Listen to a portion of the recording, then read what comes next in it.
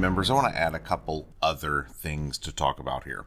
First of all, absolutely amazing. We had trend day down, trend day up.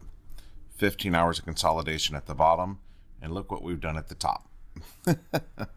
Now we've consolidated at the top for that long.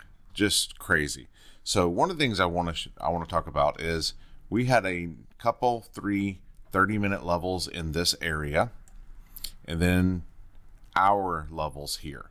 And so as London was wrapping up and we had this news driver right here, what did price do? Did it respect any of these levels? Nope. Nope, nope, nope. So what do you do when price rips through high time frame levels? You don't trade. You don't trade. You don't trade. I want price bouncing off the levels. The other thing to be aware of here, I'm going to turn on this range. This is the range we've been in, drawn in. We're down in the green area. Let me turn off the session so it's easier to see. We are down here in the green area. Do we want to be going short here after a 15-hour consolidation? Heck no. When this thing breaks out of a consolidation area, you've got to give this some breathing room.